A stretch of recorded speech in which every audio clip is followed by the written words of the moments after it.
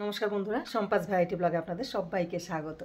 তাহলে চলুন এবার রান্না শুরু করতে হবে। বেলাও বয়ে যাচ্ছে। এবার সকালে সব কাজটা সেরে এবার যাব রান্নাঘরে। এই মেয়ের বাবা বেরোলো স্কুল, এখন সব কাজগুলো সারবো। তাহলে চলুন, আজ মাংস এনে রেখেছে, আবার মাছও আছে, একসাথে সব রান্না করব। তাহলে বন্ধুরা রান্নাঘরে চলে এসেছি। এবার মাছ কেটে মাংস ধুয়ে টুয়ে সব রেডি করে নিই। এবার রান্নাটা বসিয়ে দেবো। প্রথমে আমি মাংসটা করে নেব। তাহলে চলুন আগে কেটে বেটে সব রেডি করে নিই। বন্ধুরা রান্না বসিয়ে দিয়েছি। আজ হচ্ছে চিকেন, আর চিকেনে আজ আমি সব একসাথে দিয়েছি। দেখুন, পেঁয়াজ, আদা, তারপর রসুন, কাঁচা লঙ্কা আর জিরের গুঁড়ো, ধনের গুঁড়ো সব একসাথে দিয়েছি।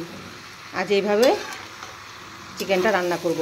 আলু কিন্তু আমি আজ কাঁচা আলু দিয়েছি, একসাথে সব দিয়ে দিয়েছি। এবার দেব লঙ্কার গুঁড়ো, নুন আর হলুদ দিয়ে ভালো করে মাংসটা কষিয়ে নেব।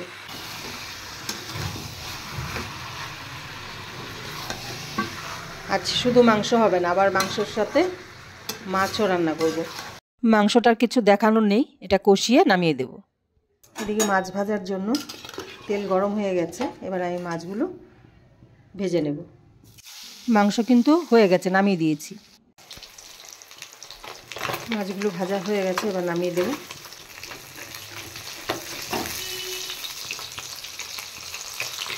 সব মাছ ফ্রাই করে নিয়েছি। এবার এদিকে তেল গরম হয়ে গেছে, এবার আমি দিয়ে দেব কুচিয়ে রাখা পেঁয়াজ।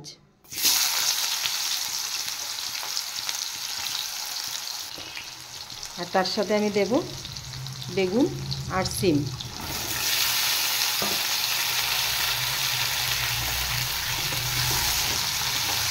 আমি কিন্তু প্রথমে পেঁয়াজটা ফ্রাই করে নিইনি। আমি পেঁয়াজ, বেগুন, সিম একসাথে দিয়েই ফ্রাই করছি। আর আগে যদি পেঁয়াজটা ফ্রাই করে দিই তাহলে সিম বেগুন ভাজা হতে হতে পেঁয়াজটা পুড়ে যাবে। তাই নুন দিয়ে দিলাম, হলুদ দিলাম। এবার একটু ভেজে নেব।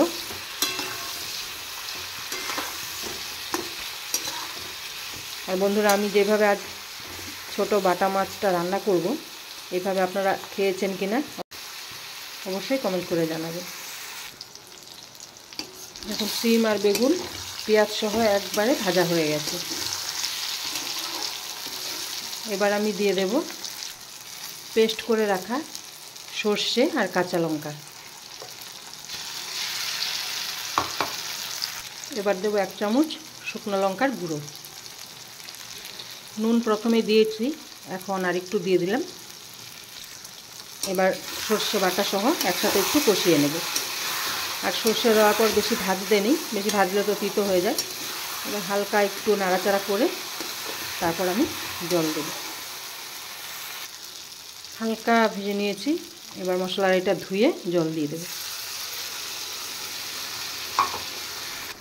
এবার আর একটু জল দিয়ে মাছগুলো আমি দিয়ে দেব। এবার মাছ সহ আমি ফুটিয়ে নেব।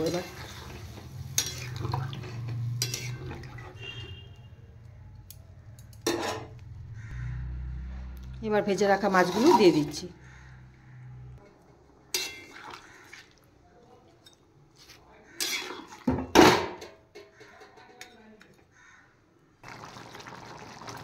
মাছ ফুটে গেছে, এবার আমি দিয়ে দেব কুচিয়ে রাখা ধনেপাতা।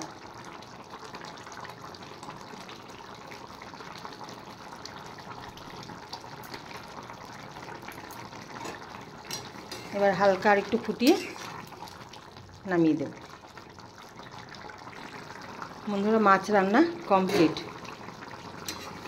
মাছ হয়ে গেছে।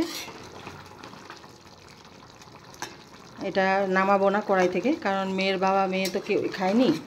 এটা আবার খেতে গরম করতে হবে, তাই কড়াইয়ে রেখে দেবো, সুবিধা হবে গরম করতে। তাহলে রান্না কমপ্লিট। মাছও রান্না হয়ে গেছে, চিকেনও রান্না হয়ে গেছে। তাহলে বন্ধুরা, আমার রান্না বান্না কমপ্লিট। আর দেখলেন আজ করেছি বাটা মাছের একটি রেসিপি, আর করেছি চিকেন। এবার কি করব, দুটোই করতে হয়েছে। মেয়ের বাবা চিকেন এনে রেখেছে কাল, এদিকে মাছও রেখেছে। এবার না রান্না করলে আর বাসি করে খেতে ভালো লাগে না, ফ্রিজে রেখে দিলে টেস্টই নষ্ট হয়ে যায়। যার জন্য আজ দুটো রেসিপি করলাম। তাহলে আজকের রেসিপি আপনাদের কেমন লাগলো অবশ্যই কমেন্ট করে জানাবেন, আর ভালো লেগে থাকলে অবশ্যই লাইক শেয়ার সাবস্ক্রাইব করবেন। তাহলে দেখা হচ্ছে নতুন আরেকটি ভিডিওতে, নতুন আরেকটি রেসিপি নিয়ে। টাটা।